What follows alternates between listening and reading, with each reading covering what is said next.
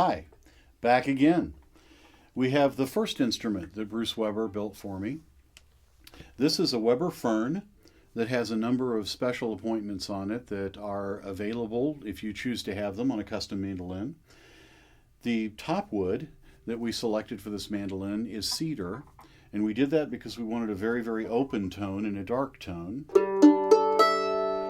And we did that largely because the repertoire that I was playing most of the time in the year I had this instrument built was classical and jazz. And the strings that the instrument was strung with were a flat wound string that has less string tension than the standard phosphor-bronze strings you see on bluegrass mandolins. That also contributes to the darker sound. This instrument also has some very special woods that were near and dear to my heart because they came from family heritage. The pickguard and the armrest in this instrument came from a piece of charcoal that was about the size of a cantaloupe. It was the last remaining wood from my great-grandfather's homestead cabin. Around 1913, my grandmother rode a horse that pulled the logs up the hill in a little town, or a little space outside of Graycliff, Montana. And they built this cabin, and these woods were the only woods that were left after a forest fire burned the cabin down in 2003. And Bruce and his crew were able to salvage enough wood from that piece of charcoal to not only create this pickguard and this armrest, but also a pickguard on an octave mandolin he built me shortly after this instrument was built. This instrument has a radiused fretboard, and the radius that I choose to use is an 8. The most common radius on fretboards for mandolins is a 10, which is a little more flat, but I prefer a little more of an arch, so I like the 8.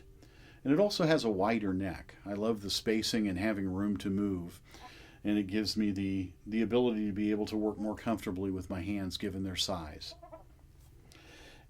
The instrument was made, other than the top being cedar, out of relatively traditional woods. The back of this instrument is a 2-piece back, and it's a maple back, as are the sides and the neck. And as you can see, it's a book-matched maple set that's very, very pretty. And you'll notice in the coloration that we used a sunburst. This sunburst color was invented by Brett, who is the spray person that they have at Weber, and he's an amazing finish person. This is called Desert Dawn, and it's a very gradual sunburst, and he did the sunburst on the front and on the rear.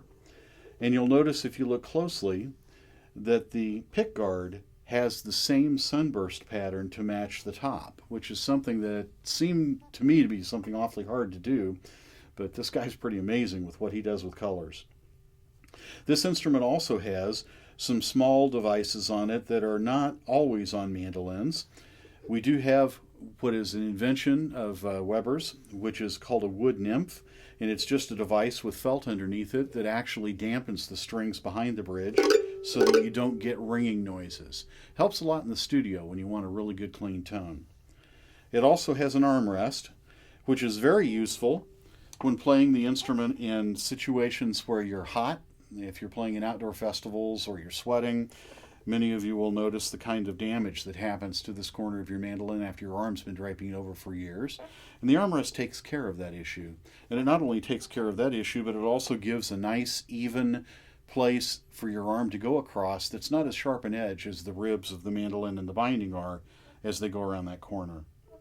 And again, I also prefer to use the pickguard. This particular one was made out of that special wood.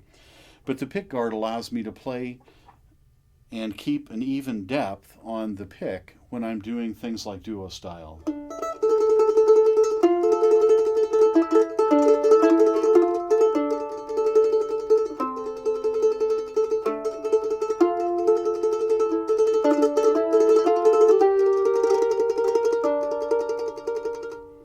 So it gives you a way that you can actually keep the pick depth evenly regulated as it crosses the strings.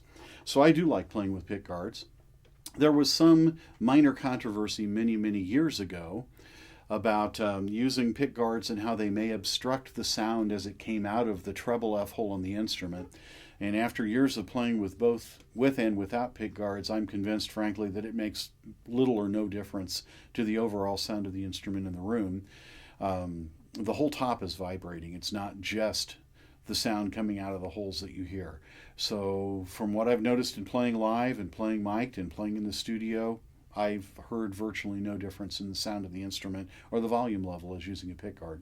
And I do, again, enjoy the pickguard, and I also like the way that it dresses up the front of the instrument aesthetically as well.